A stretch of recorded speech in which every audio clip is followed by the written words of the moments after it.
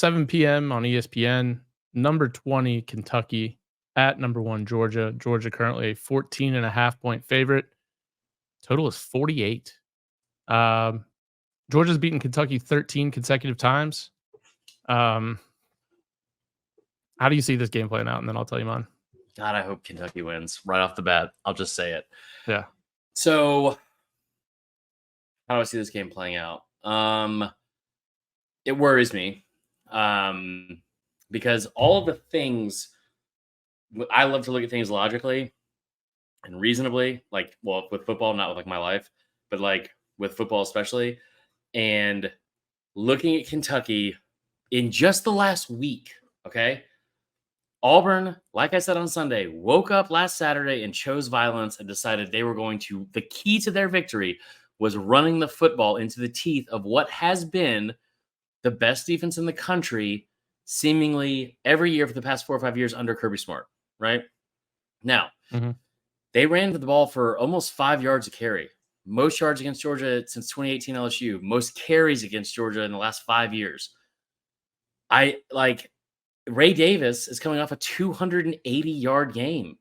And he even said in the postgame, it's like, that big blue wall on the offensive line, they're kind of back to it. And Liam Cohen has had really good success in the game he had against Georgia a couple of years ago. It was one of their closer games of the season, especially in the regular season in 2021. Devin Leary, is he going to be able to play mistake-free football?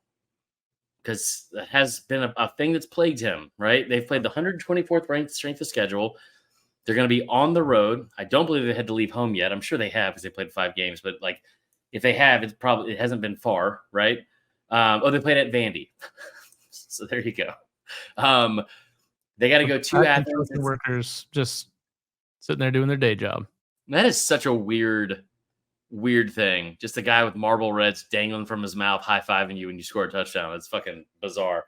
But I think that this is a game where I hope Kentucky, I think it opened at 17. It's down to 14, right? Georgia was a 14-point favorite a week ago. The difference in that is they're at home, and Georgia has protected Samford really, really well. Carson Beck is somehow quietly being like one of the best quarterbacks in the country from an efficiency standpoint. He just doesn't have like Carson Beck is like, he's hitting 380, but he's only got 12 home runs. And it's like, oh, so he's not that great. Like, he's not doing the flashy things. And 380, I think, is a stretch. Maybe 310. He was 80% last week on third downs and in the fourth quarter. So I just have a feeling like Georgia has not done a good job at stopping the run, setting the edge, all that kind of stuff, or whatever. Like Kirby was talking about last week.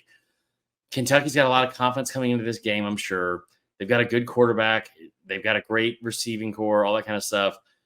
Where I struggle with this is it just, for whatever reason, to me, it reeks one of those games that Georgia wakes up, gets out of the slumber, and I think not only wins the game, but jumps on them early. I will tell you this, though, and I want you to remind me of this. If they fucking don't, if Georgia, even if they win and it's another slow start, on Sunday, I need you or somebody in our audience to call in and remind me, like, hey, you said this. I'm off the train. I'm off the midnight train to Georgia, okay? Because like there's only so many times we can give them the benefit of the doubt, and they look average to slightly above average, and that's what they've looked like so far this year. But I will do it one more time and say that Georgia wins. They win big. I think they prove a point. I'm going to say Georgia 34-10. I think Carson Beck, you'll continue to see progress in this game. Yeah.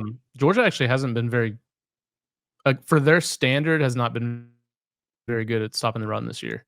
No. So I think Kentucky could actually get some ground game going here, but nothing like the Florida game. Don't get me wrong. Yeah. But the offensive passing game still really hasn't taken off yet, and because of that, I don't see how they'd have to have both things working well to win this game. Mm-hmm. I don't expect that to happen in this game. Georgia still, let me just confirm, yes, they still do have Brock Bowers. And anytime you have him on offense, you're going to have a chance. Low scoring affair. I like the under in this game.